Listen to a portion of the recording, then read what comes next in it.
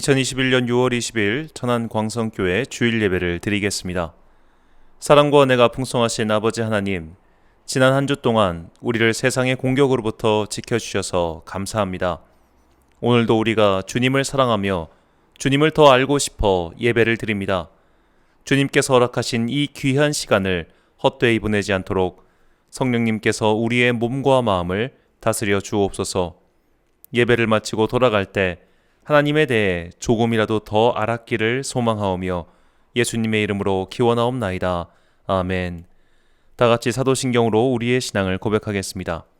나는 전능하신 아버지 하나님, 천지의 창조주를 믿습니다. 나는 그의 유일하신 아들, 우리 주 예수 그리스도를 믿습니다. 그는 성령으로 잉태되어 동정녀 마리아에게서 나시고 본디오 빌라도에게 고난을 받아 십자가에 못 박혀 죽으시고 장사된 지 사흘 만에 죽은 자 가운데서 다시 살아나셨으며 하늘에 오르시어 전능하신 아버지 하나님 우편에 앉아 계시다가 거기로부터 살아있는 자와 죽은 자를 심판하러 오십니다. 나는 성령을 믿으며 거룩한 공교회와 성도의 교제와 죄를 용서받는 것과 몸의 부활과 영생을 믿습니다. 아멘. 찬송가 9장 찬양하겠습니다.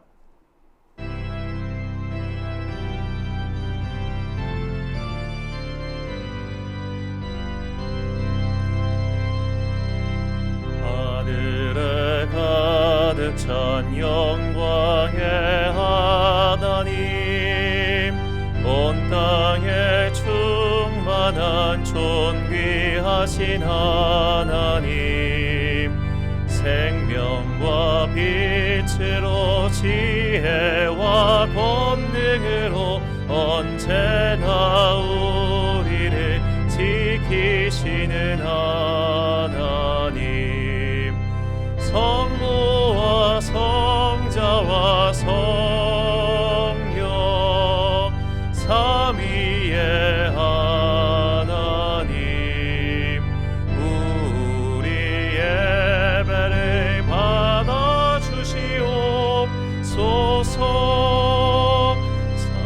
사랑이 넘치는 자비하신 하나님, 은혜가 풍성한 구원의 하나님, 자매의 심령의 평안을 주시옵고 죄악과 허물을 용서하여 주소서. 찬송과 영광과 생명 구원의 하나님, 우리 예배를 받아주시옵소서.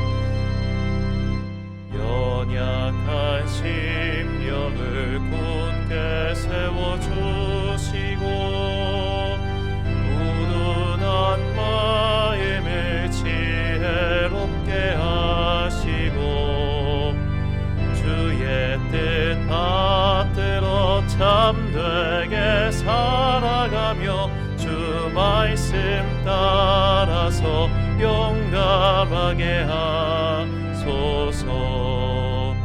권능과 지혜와 사랑 은혜의 하나님, 우리 예배를 받아주시옵소서. 주 앞에 나올 때 우리 마음 기쁘고 그 말씀 힘되어 새 희망이 솟는다. 고난도 슬픔도 이기게 하시옵고 정원에 잇대어 살아가게 하소서. 우리의 자랑과 기쁨 생명의 하나님, 우리 예배를 받아주시옵소서. 주옵소서. 아멘. 한 주간 동안 하나님과 나만 아는 죄를 고백하며 침묵으로 참회의 기도를 드리겠습니다.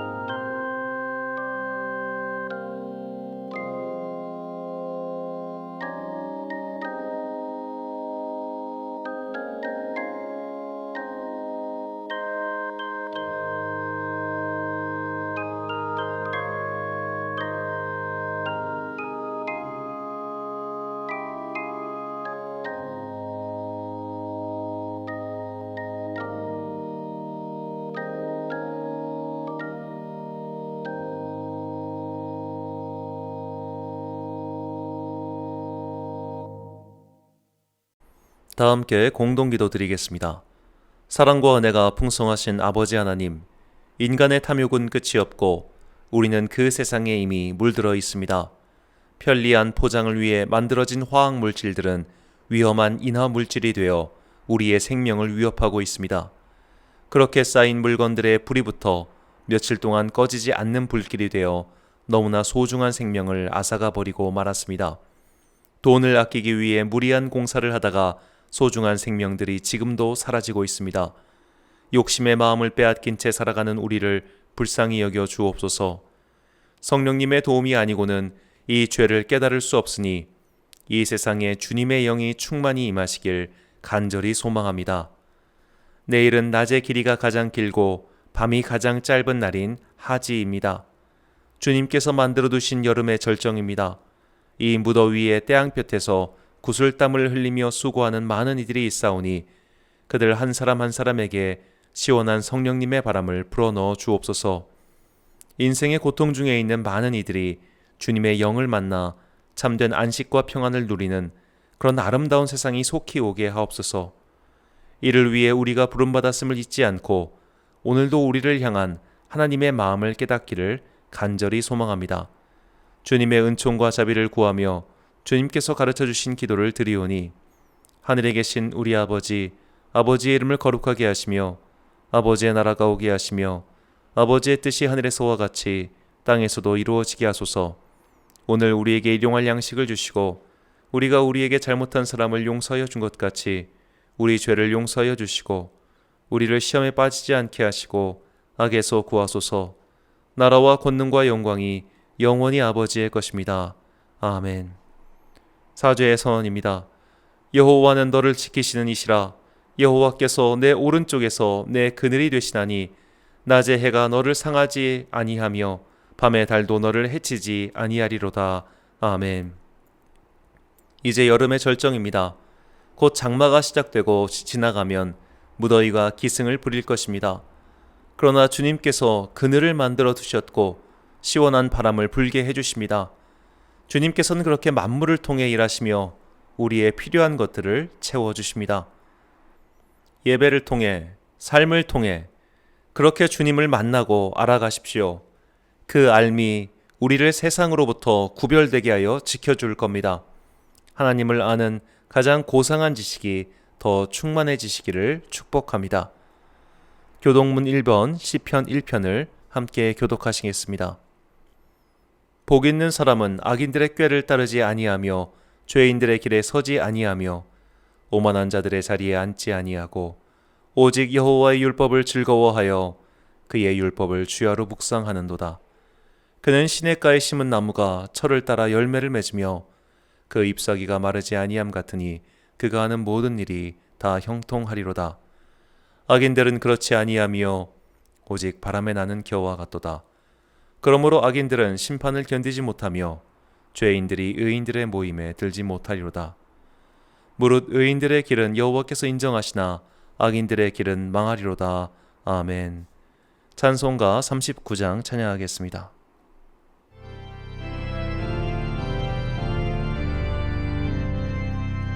주 은혜를 받으려 모인 성도들, 주 크신 뜻 깨닫게 하옵소서. 내 고통의 멍에를 다 벗게 되니 날 구속하신 이름 찬양하리. 우리를 곁에서 인도하시니 그 거룩한 나라가 이루어지네. 저 마귀와 싸워서 늘 승리하니 큰 영광 주께 돌려 찬양하리. 주 우리의 방패와 자검 되시니 나 승리의 주님을 따릅니다. 큰 환난을 당할 때 늘 도우시니 승전가 높이 불러 찬양하리. 아멘. 지난주 봉헌하신 분들입니다. 주정원금 김종학 집사님 가정에서 섬기셨습니다. 11조 오조희 집사님, 또 김종학 집사님, 오영은 집사님 감사합니다. 선교헌금 드렸습니다. 선교헌금 또 김종학 집사님 가정에서 섬기셨습니다. 감사헌금 송근랑 권사님, 권호익 집사님, 또 우리 이소영 청년 개업 감사헌금 드렸습니다. 감사합니다. 특별헌금 윤 집사님 가정에서 드리셨습니다. 예배 시간 안내입니다. 새벽 기도회가 매일 월요일부터 금요일까지 새벽 6시에 있고요. 수요 예배는 기존처럼 오전 10시 30분에 있습니다. 금요 기도회가 저녁 9시에 있는데 이 영상은 토요일 날 오전 9시에 설교만 올라가겠습니다. 현재 지금 방송 장비로 봉사하실 분이 없기 때문에 이 금요 기도회 가사를 제가 넘길 수가 없습니다. 그래서 금요 기도회는 실시간 영상을 만들 수가 없어가지고 그 점 양해해 주시기 부탁드립니다. 이 방송 장비가 다 갖춰줘야만 예배를 드릴 수 있다고 생각을 했었습니다. 지금도 사실 주일날 아침만 되면 여러 가지 문제가 생기고 있습니다. 아마 전자파의 간섭에 의한 노이즈 발생으로 예상하고 있는데요. 그러다 보니까 아직까지도 이렇게 영상을 송출하고 못하고 있는 점이 매우 좀 속상한 부분이긴 합니다. 그래서 이렇게 예배를 이게 다 갖춰줘야만 예배를 드릴 수 있다고 생각을 했는데 이번 주에 하나님께서 그것이 저의 참 교만이었다는 것을 다시 한번 깨닫게 해주셨습니다. 앞으로 이제 예배가 영상까지 송출하는 날까지는 좀 시간이 걸리긴 할 테지만 이제 앞으로도 계속 영상을 예배를 올리도록 하겠습니다. 드린 예물 위하여 봉헌 및 목회기도 드리겠습니다. 사랑과 은혜가 풍성하신 아버지 하나님, 인간의 예배는 결코 완전할 수 없습니다. 그런데 어리석게도 예배드림보다 예배 환경에 몰두하느라 정작 중요한 것을 놓쳐버렸던 이 목사의 죄와 부족함을 용서하여 주옵소서. 이제 게으름과 나태함을 떨쳐내고 주님께 예배드리는 교회, 예배가 삶이 되는 교회를 이루고자 하오니 우리의 영혼을 굳게 세워주시고 지켜주옵소서. 오늘도 주님의 귀한 자녀들이 예배를 드리기 위해 이 자리에 나왔습니다. 온라인 예배부터 오프라인 예배까지 각자에게 허락된 자리에서 온 마음과 정성을 다해 예배드리는 귀한 자녀들을 눈동자와 같이 지켜주옵소서. 이 시간 예배를 통해 주님의 마음을 더 알아가고 더 주님을 닮아가는 성도가 되길 소망합니다. 세상보다 하나님 나라를 더 사랑했던 주님의 마음을 담고자 오늘도 우리의 예물을 드립니다. 이 예물을 드림으로 모든 것이 주님께로부터 왔음을 믿음으로 고백하는 성도가 되게 하옵소서. 주님께 드림으로 땅에 썩어질 재물을 쌓는 자들이 아니라 하늘의 영원한 보물을 쌓아두는 지혜로운 자녀가 되길 원합니다. 여름의 한가운데를 지나고 있는 자녀들을 지켜주옵소서. 이 한여름의 뜨거운 태양이 그들을 상하지 못하도록 시원한 그늘막이 되어주시길 소망합니다. 새롭게 사업을 시작한 이소영 청년을 기억하옵소서. 그 사업장을 통해 아름다운 하나님 나라가 세워지게 하시고 들어오는 사람과 나가는 사람 모두 주님의 복을 받게 하옵소서. 주님께서 주신 미래를 위해 열심히 공부하고 준비하는 자녀들이 있습니다. 그들의 계획과 공부에 지혜를 주시고 그들의 앞길을 인도하여 주옵소서. 더운 여름에 지치지 않도록 새 힘을 주옵소서. 어르신들이 체력적으로 힘들어하는 여름입니다. 그들의 건강을 지켜주시고 주님께 일신의 예배를 드릴 수 있도록 강건케 하옵소서. 이제 주님의 말씀을 듣습니다. 이 말씀이 생명의 양식이 되어 내가 주님 안에, 주님께서 우리 안에 거하실 그 단초가 되게 하옵소서. 예수님의 이름으로 기도드립니다. 아멘. 오늘 우리에게 주시는 하나님의 말씀은 구약성경 에스겔 6장 6절부터 13절까지의 말씀입니다. 구약성경 에스겔서 6장 6절부터 13절까지의 말씀. 이제 봉독하겠습니다. 하나님의 말씀을 경청하십시오. 내가 너희가 거주하는 모든 성읍이 사막이 되게 하며 산당을 황폐하게 하리니 이는 너희 제단이 깨어지고 황폐하며 너희 우상들이 깨어져 없어지며 너희 분향 제단들이 찍히며 너희가 만든 것들이 폐하여지며 또 너희가 죽임을 당하여 엎드러지게 하여 내가 여호와인 줄을 너희가 알게 하려 함이라. 그러나 너희가 여러 나라에 흩어질 때에 내가 너희 중에서 칼을 피하여 이방인들 중에 살아남은 자가 있게 하리라. 너희 중에 살아남은 자가 사로잡혀 이방인들 중에 있어서 나를 기억하되 그들이 음란한 마음으로 나를 떠나고 음란한 눈으로 우상을 섬겨 나를 근심하게 한 것을 기억하고 스스로 한탄하리니 이는 그 모든 가중한 일로 악을 행하였음이라. 그때에야 그들이 나를 여호와인 줄 알리라. 내가 이런 재앙을 그들에게 내리겠다 한 말이 헛되지 아니하리라. 주 여호와께서 이같이 이르시되 너는 손뼉을 치고 발을 구르며 말할지어다. 오호라, 이스라엘 족속이 모든 가중한 악을 행함으로 마침내 칼과 기근과 전염병에 망하되 먼데 있는 자는 전염병에 죽고 가까운 데 있는 자는 칼에 엎드러지고 남아있어 애워싸인 자는 기근에 죽으리라. 이같이 내 진노를 그들에게 이룬즉 그 죽임당한 시체들이 그 우상들 사이에 제단 사방에 각 높은 고개 위에 모든 산 꼭대기에 모든 푸른 나무 아래에 무성한 상수리 나무 아래 곧 그 우상에게 분향하던 곳에 있으니 내가 여호와인 줄을 너희가 알리라. 아멘. 믿음의 지피지기란 제목으로 하나님의 말씀 선포하겠습니다. 살만 칸이라는 미국의 온라인 교육 전문가가 있습니다. 그는 미국의 유명한 공과대학인 MIT를 졸업한 사람인데 2004년 그의 조카에게 인터넷으로 영상을 찍어 수학을 가르쳐줬습니다. 칸이 조카를 위해 수학을 가르치는 것을 영상으로 찍어 보내자 이것이 조카뿐만 아니라 친구들에게도 요청이 많이 들어오게 되었습니다. 칸이 조카를 위해 수학을 가르치는 것을 영상으로 찍어 보냈는데 이것이 조카뿐만 아니라 친구들에게도 요청이 많이 들어오자 아예 유튜브로 수학 교습 동영상을 제작해서 올리게 되었습니다. 그 유튜브 채널 이름이 칸 아카데미입니다. 그리고 2009년에 아예 전업으로 이 일에 뛰어들었습니다. 이후 칸 아카데미는 2010년 구글에서 뽑은 세상을 바꿀 5가지 아이디어에 선정되어 폭발적인 인기를 끌었습니다.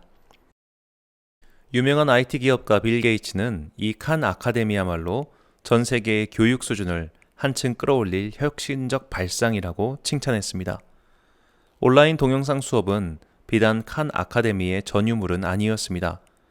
사실 우리나라도 20년도 훨씬 전부터 동영상 수업을 해왔습니다. 바로 EBS죠.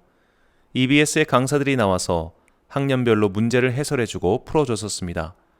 그리고 아프리카 TV 등 각종 인터넷 매체가 활성화되면서 학원 등을 시작으로 수많은 학습 동영상 프로그램이 범람했습니다. 심지어 엠베스트, 아이스크림 홈런 등 정말 다양한 인터넷 동영상 학습 프로그램이 나왔습니다.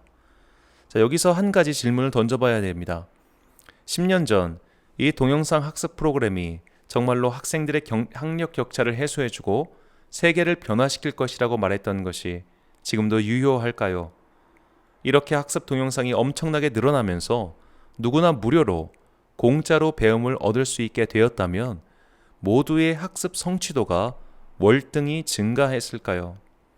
이 질문에 대한 답이 이번 코로나 바이러스 사태로 인해 확실해졌습니다. 코로나 바이러스가 퍼지면서 사회의 많은 것이 비대면 시스템으로 전환되었습니다. 그 중에서 가장 빠르게 비대면 시스템을 도입한 것이 아마 학교일 겁니다. 특히 작년부터 올해 1학기까지 대학교는 1년 반 동안이나 비대면 수업을 행하고 있습니다. 이렇게 1년 반 동안 비대면 온라인 수업을 한 결과 학교는 어떻게 되었을까요?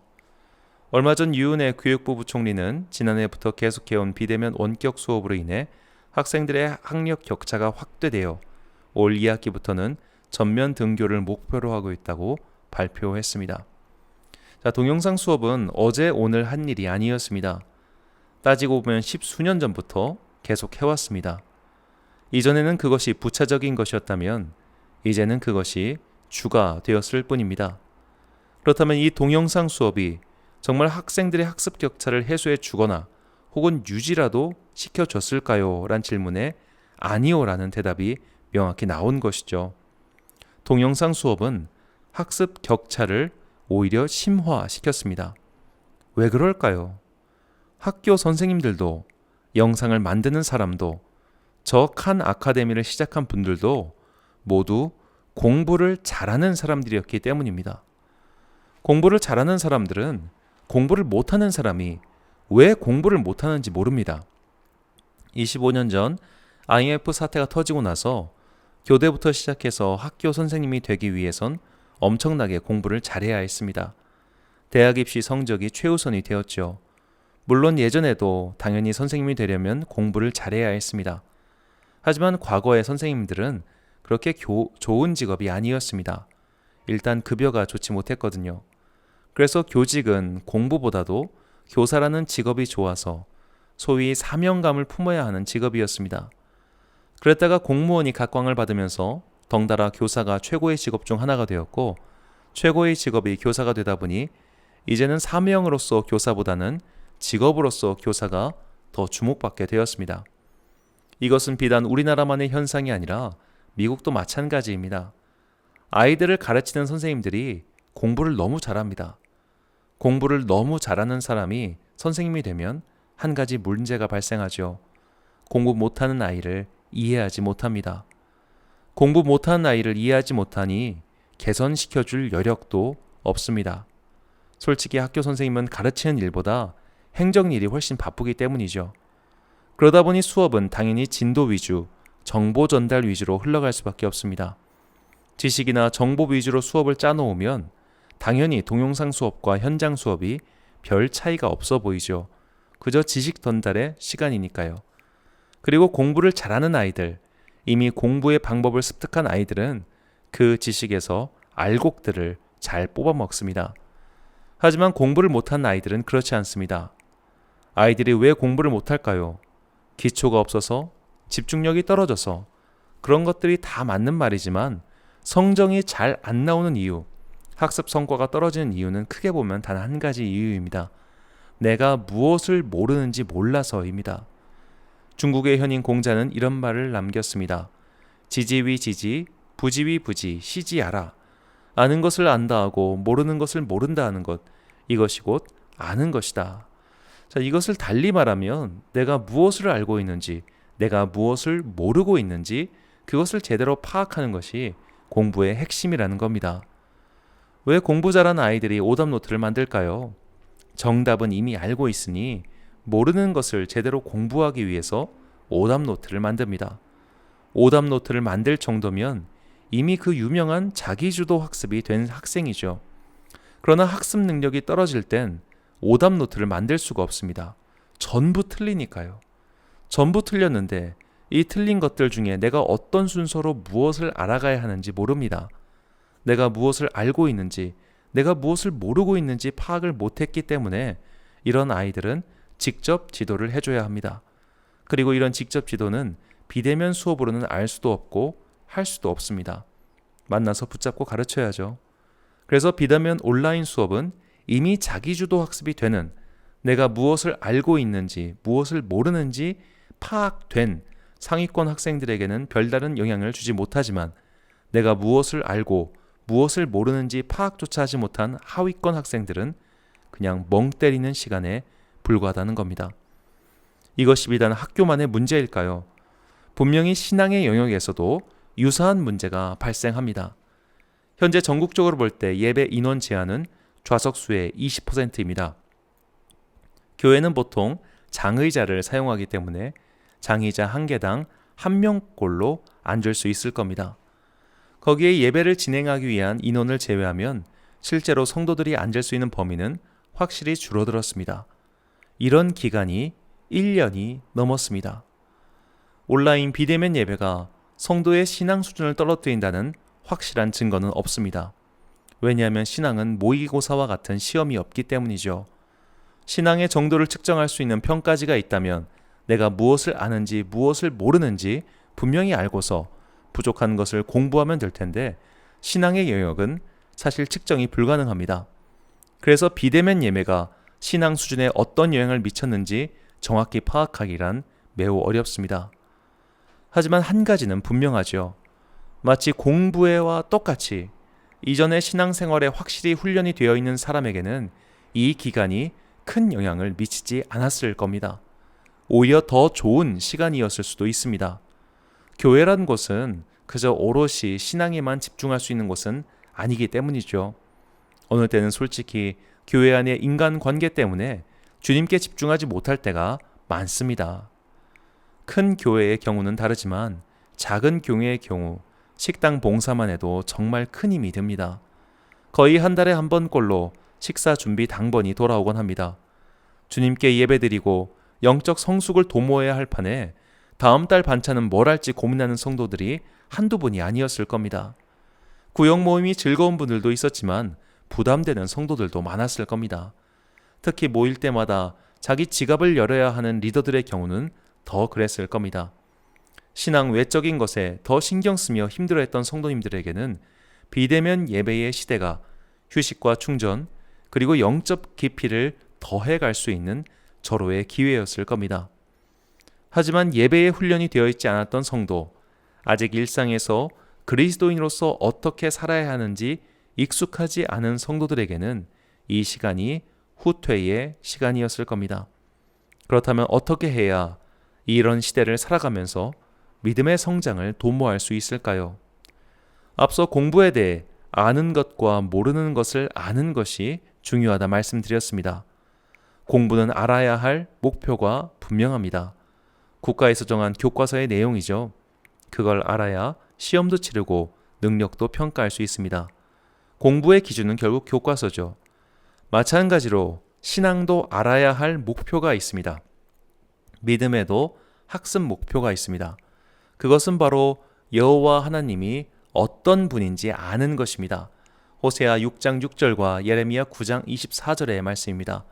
나는 인애를 원하고 제사를 원하지 아니하며 번제보다 하나님을 아는 것을 원하노라. 자랑하는 자는 이것으로 자랑할지니 곧 명철하여 나를 아는 것과 나 여호와는 사랑과 정의와 공의를 땅에 행하는 자인 줄 깨닫는 것이라. 나는 이 일을 기뻐하노라. 여호와의 말씀이니라. 아멘. 자, 하나님께서는 우리가 하나님을 아는 것을 원하십니다. 그러므로 우리네 신앙생활의 목표는 결국 하나님을 알아가는 것입니다. 이 알은 지식적인 암과 경험적인 암, 두 가지 방법이 있습니다. 지식으로 하나님을 알아도 하나님을 경험하지 못한 사람도 있습니다. 반대로 하나님을 만났다고 하지만 하나님을 아는 지식이 너무나 부족해서 이단 잡설에 휘말리는 사람도 있습니다. 예전에 사역했던 교회에서 교회에 등록한 지 얼마 되지 않은 성도님께서 금요기도회 때 방언의 은사를 받으신 일이 있었습니다. 그런데 그 후 그분은 교회 안에서 제대로 된 교육을 받지 못했습니다. 그분이 신천지 이단으로 넘어가셨다는 얘기를 훗날 들었습니다. 얼마나 안타까운 일입니까? 신앙인은 하나님을 알아가는 두 가지 목표를 곧게 세우고 전진해야 합니다. 우리는 성경 말씀을 통해 자신을 계시하신 하나님을 배우고 알아가야 합니다. 그래서 말씀을 배우고 연구하고 묵상해야 합니다. 그리고 성경 속에 게시된 하나님의 진리를 내 삶에서 깨우치는 단계, 살아계신 하나님을 인격적으로 만나는 단계에 이르러야 합니다. 거칠게 구분하면 머리로도 알고 가슴으로도 알아야 한다는 말입니다. 코로나 시대는 분명히 교회에 닥친 시련입니다. 하나님께서 이 시련의 시기를 통해 우리가 무엇을 하기 원하시는지에 대해선 여러 복합적인 해석이 가능할 것입니다. 하지만 분명한 한 가지는 하나님께서는 예나 지금이나 변함없이 우리가 하나님을 아는 것, 그것을 가장 원하고 계신다는 사실입니다. 알다라는 뜻의 히브리어는 야다입니다.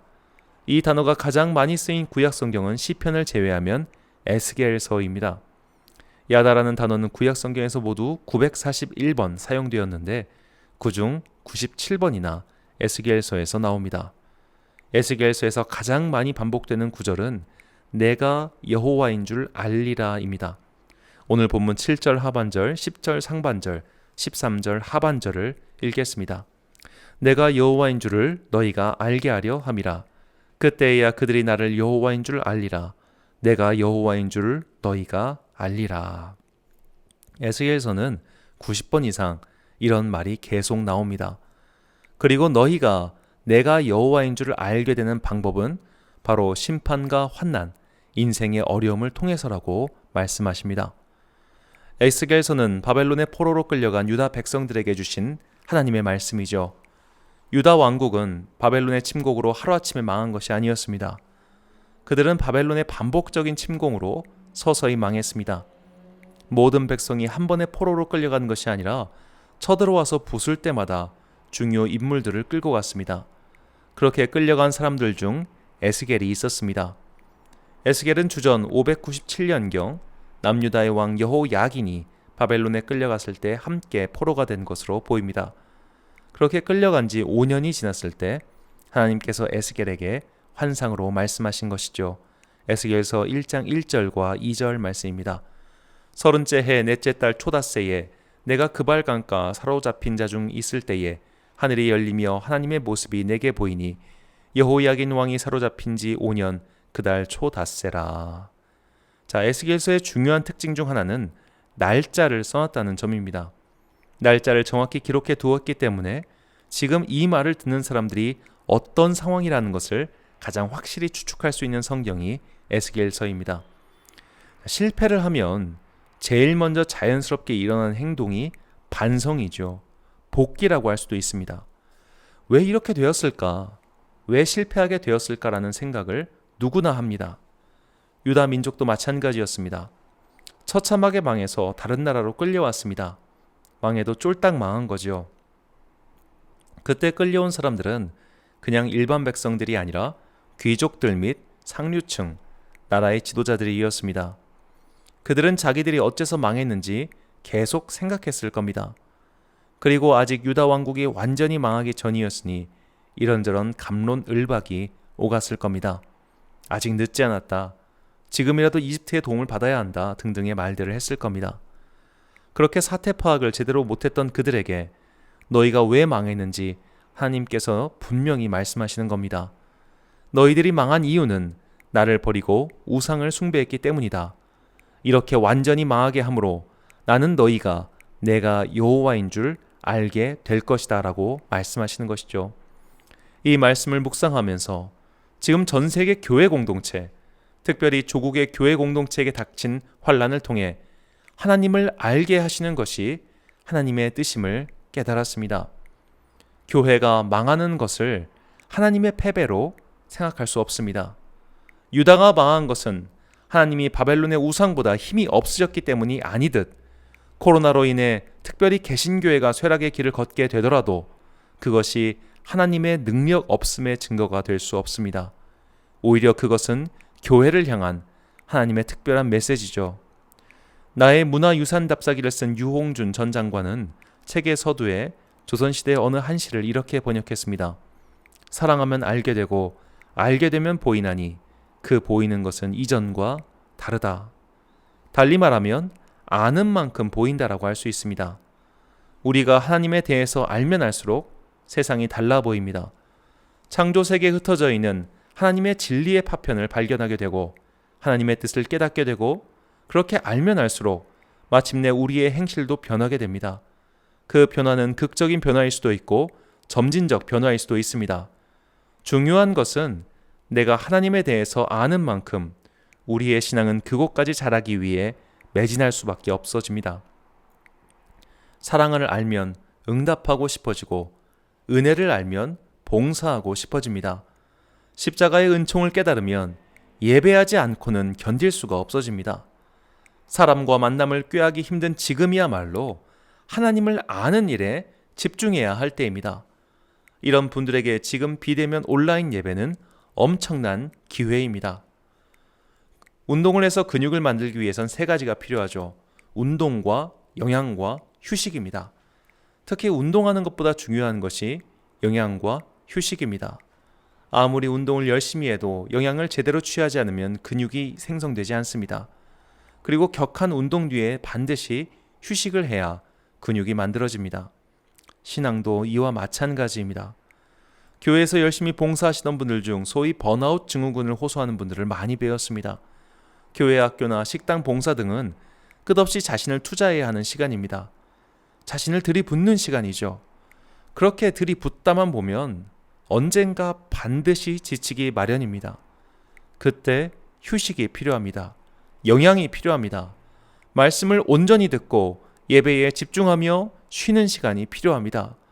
그런 분들에게 코로나 시국은 휴식과 회복이라는 은혜의 시간입니다. 하지만 내가 무엇을 모르는지 모르는 사람, 내가 무엇이 부족한지 모르는 사람에게는 코로나 시국은 그저 답답하고 힘든 시간에 불과합니다. 아이의 믿음이 소진되어 버리고 신앙의 길에서 이탈하게 만들 수 있는 그런 시련의 시간이기도 하지요. 출제자의 의도를 파악해야 문제를 풀 수 있듯이 작금의 시련을 주신 하나님의 의도를 파악해야 우리는 영적 진보를 꾀할 수 있습니다. 지금이야말로 우리가 힘써 하나님을 알 때입니다. 에스겔서 후반부인 40장부터 48장까지는 새로운 예루살렘, 새로운 성전의 환상에 대한 말씀입니다. 하나님께서 만드신 그 새로운 성전에서 주님은 우리가 하나님의 뜻을 배우길 원하십니다. 에스겔서 43장 11절 말씀입니다. 만일 그들이 자기들이 행한 모든 일을 부끄러워하거든 너는 이 성전의 제도와 구조와 그 출입하는 곳과 그 모든 형상을 보이며 또 그 모든 규례와 그 모든 법도와 그 모든 율례를 알게 하고 그 목전에 그것을 써서 그들로 그 모든 법도와 그 모든 규례를 지켜 행하게 하라. 아멘. 심판을 통해서든 회복을 통해서든 하나님께서 우리에게 원하시는 것은 여호와 하나님 알기입니다. 우리는 코로나 시대에 더욱 힘써 여호와 하나님을 알아야 합니다. 앞서 살만 칸의 동영상 교육이 교육의 혁명이라고 말한 이유는 자기가 모르는 것을 배우기 원하는 사람에게는 언제나 쉽게 접근할 수 있는 교육 컨텐츠가 널리 퍼졌기 때문이죠. 마찬가지입니다. 코로나 시대에 비대면 온라인 예배를 드리면서 우리는 인터넷이라는 공간에서 수많은 예배와 설교를 접하게 되었습니다. 이 시대는 정말 하나님이 어떤 분인지 그분의 뜻은 무엇인지 배우기 좋은 시대입니다. 성경에 대한 자료는 넘쳐납니다. 특히 우리나라는 신학 서적의 가격이 엄청 저렴합니다. 기독교 출판사가 아직은 여력이 있기 때문이죠. 쉬운 말로 쓰인 책들도 많고 자료도 넘쳐나고 그것을 설명하는 사람들은 더욱 많습니다. 공부하고자 하면 할 수 있는 것들이 너무나 많습니다. 이는 축복이 아닐 수 없습니다. 하지만 의욕이 없는 사람, 신앙의 걸음마를 떼지 못한 사람, 예배의 훈련이 덜 되어 있는 사람에게 이 시련은 참으로 견디기 어렵습니다. 만약 내가 그런 사람이라면 내 현재 상태를 정확히 볼 수 있는 기회이기도 합니다. 내가 모르는 것이 무엇인지 아는 것부터가 공부의 시작이듯 내가 사실은 하나님도 모르고 은혜도 모르고 예배도 몰랐구나. 그것을 깨닫는 것이 변화와 회복의 시작입니다. 중국의 병법가인 손문은 손자병법에서 이런 말을 남겼죠. 지피지기 백전불태라. 나를 알고 상대를 알면 100번 싸워도 위태롭지 않다. 신앙도 마찬가지입니다. 내가 무엇을 모르는지 깨닫고 하나님을 알고자 노력하고 또 알아간다면 우리는 세상에서 어떤 상황을 만나도 위태롭지 않게 됩니다. 그가 내 안에, 내가 그분 안에 거하고 있기 때문입니다. 히브리서 8장 10절에서 11절 말씀입니다. 또 주께서 이르시되 그날 후에 내가 이스라엘 집과 맺을 언약은 이것이니 내 법을 그들의 생각에 두고 그들의 마음에 이것을 기록하리라. 나는 그들에게 하나님이 되고 그들은 내게 백성이 되리라. 또 각각 자기 나라 사람과 각각 자기 형제를 가르쳐 이르기를 주를 알라 하지 아니할 것은 그들이 작은 자로부터 큰 자까지 다 나를 알미라. 아멘. 새 언약을 아는 사람, 예수님을 통해 하나님과 관계가 회복되었다는 것을 아는 사람, 이 신앙의 진리를 아는 사람은 어떤 시련이 와도 흔들리지 않습니다. 우리는 이미 그분의 자녀이며 백성이고 왕이신 주님께 보호를 받고 있기 때문입니다. 사랑하는 천안광성교회 성도 여러분, 그리고 이 예배를 함께 드리시는 귀한 주님의 자녀 여러분, 코로나 시대는 곧 종식될 것입니다. 백신 접종은 처음 예상보다 훨씬 빠르게 진행되고 있으며 곧 해외여행이 다시 시작되고 집합 인원 제한도 풀릴 것입니다. 2학기부터 전인원 등교가 시작되면 그때부터 일상은 빠르게 제자리를 찾게 될 것입니다. 그 말인즉 지금 코로나 시대라는 영적 성장을 위한 기회는 곧 사라진다는 뜻입니다. 그렇게 다시 교회에 가서 봉사하고 사람을 만나다 보면 정말 나에게 필요하고 중요했던 이 시간을 그냥 허비했다는 안타까움을 알게 될 것입니다. 지금이 영적 성장을 위한 최고의 시간입니다. 각자의 자리에서 이 시간을 집중하며 보내십시오. 말씀과 기도와 찬양, 그리고 예배를 통해 하나님이 어떤 분인지 조금이라도 더 알기 위해서 힘을 내십시오. 그저 멍하니 화면만 바라보고 있는 아이들이 아무런 학습 효과가 없듯이 그냥 멍하니 이 시간을 보내면 아무런 의미 없이 버리는 시간에 불과합니다. 어느 설교자든 좋습니다. 그 설교자를 통해 흘러나오는 하나님의 뜻을 집중하여 찾으십시오. 다른 것들에 눈을 돌려선 안 됩니다. 왜 저 사람은 말이 빠를까? 왜 저 사람은 목소리가 저럴까? 왜 저 사람은 화면에 저렇게 비칠까? 그런 것에 눈을 빼앗겨선 안 됩니다. 찬송가 가사 한 구절 한 구절을 집중해서 부르십시오. 만약 소리내어 부를 수 없는 환경이라면 더욱 가사에 집중하십시오. 찬송가는 모두 누군가의 기도문이며 누군가의 신앙 경험이 녹아 있습니다. 그 작곡자가 만난 하나님을 나도 만나길 원하는 마음으로 찬송가에 집중하십시오. 인도자가 기도할 때 함께 기도하십시오. 때로는 기도가 귀에 들어오지 않을 때도 있을 겁니다. 자꾸만 다른 생각에 잠겨서 마음이 흩어질 때가 많을 겁니다. 그때 한 가지는 집중하십시오. 내가 오늘 이 기도를 통해서 하나님에 대해 딱 하나라도 더 배운다, 더 건져간다, 그런 마음 말이죠. 이것이 예배 전체를 드리면서 우리가 품어야 할 자세입니다. 예배를 드리고 나서 나는 하나님에 대해서 뭘 깨달았습니까? 뭘 알고 돌아갑니까? 뭐라도 좋으니 그 한 가지를 가지고 일상으로 돌아가야 합니다. 학교에 가서 아무것도 배우지 않고 돌아왔다면 시간 낭비를 한 것이고, 학원에 가서 아무것도 익히지 못하고 돌아왔다면 돈 낭비를 한 것입니다. 예배도 마찬가지입니다. 오늘 예배를 드리면서 하나님에 대해 한 가지도 알지 못하고 깨닫지 못하고 돌아간다면 얼마나 후회스럽겠습니까? 하나님께서 주신 이 좋은 시간을 누릴 기회가 이제 얼마 남지 않았습니다. 이제 남은 시간 동안 집중하십시오. 그리고 딱 한 가지라도 좋으니 그것을 알아가십시오. 그것이 주님께서 우리에게 원하시는 가장 중요한 뜻입니다. 믿음의 여정을 가는 동안 힘써 여호와 하나님을 배우고 알아가는 여러분과 제가 되시길 간절히 축원합니다. 기도하겠습니다. 사랑과 은혜가 충만하신 아버지 하나님, 사랑하면 알게 되고 알게 되면 새로운 것이 보입니다. 우리가 하나님을 알기 원합니다. 주님을 만나고 주님을 알아갈 수 있도록 우리의 마음과 영혼을 열어 주님을 알아가게 하옵소서. 주님께서 여러 가지 시련과 환난을 통해서 우리에게 원하시는 것은 여호와 하나님을 아는 것이니 자금의 어려운 시기를 지나면서 우리가 하나님을 아는 지식이 더욱 커지길 소망합니다. 주님께서 허락하신 이 귀한 시기를 놓치는 어리석음을 범하지 않도록 남은 시간 동안 우리의 마음을 다스려 주옵소서. 특별히 머리와 지식으로만 하나님을 아는 것으로 그치지 않고 온 마음과 영혼으로 주님을 만나길 소망합니다. 우리 각 사람과 인격적인 만남을 원하시는 주님의 뜻을 깨닫고 그 만남을 꿈꾸며 날마다 정진하는 신앙인이 되게 하옵소서. 주님께서 허락하신 이 귀한 시간을 통해 주님을 더욱 알아가는 주의 백성이 되길 원하오며 이 모든 말씀 우리를 주님의 자녀로 삼아주신 예수 그리스도의 이름으로 기도합니다. 아멘. 찬송가 450장 찬양하겠습니다.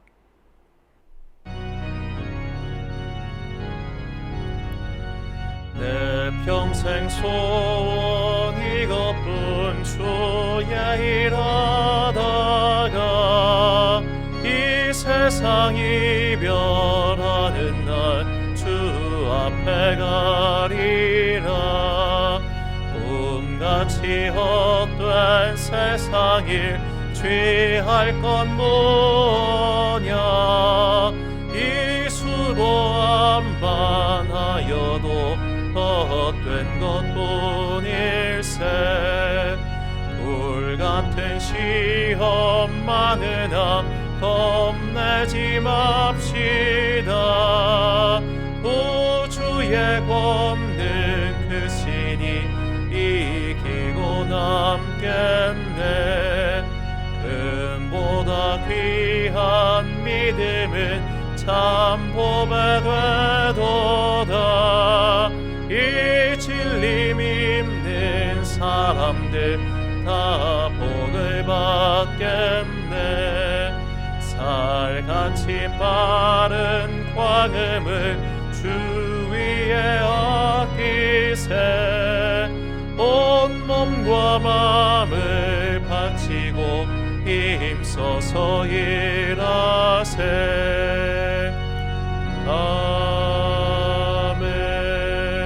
아멘. 파송의 말씀 선포하겠습니다. 부모를 모른 채 자라면 큰 결핍을 안고 성장할 수밖에 없습니다. 하나님을 모른 채 믿음이 자랄 방법은 없습니다. 하나님을 아는 것은 영적 축복일 뿐만 아니라 주님께서 우리에게 가장 원하시는 것이기도 합니다. 예배를 통해 주님을 알아가십시오. 기도를 통해 주님을 알아가십시오. 말씀을 통해 주님을 배워가십시오. 그렇게 우리가 그분이 어떤 분인지 알면 알수록 우리의 삶은 주님께서 보실 때 아름다운 보석으로 변해갈 것입니다. 주님께서 원하시는 그 삶을 위해 전진하는 그 한 걸음을 내딛기로 결단하며 세상이 줄 수 없는 큰 복을 얻으시길 간절히 축원합니다. 축도로 예배를 마치겠습니다. 지금은 우리 주 예수 그리스도의 은혜와 하나님 아버지의 크신 사랑과 성령님의 교통하심이 오늘 이 하루부터 하루하루 매일매일 순간순간마다 주님을 알아가기를 가장 원하며 그 길을 가리라다지마는 귀한 주님의 자녀들 머리 위에 지금부터 영원까지 함께 하시기를 간절히 축원하옵나이다. 아멘.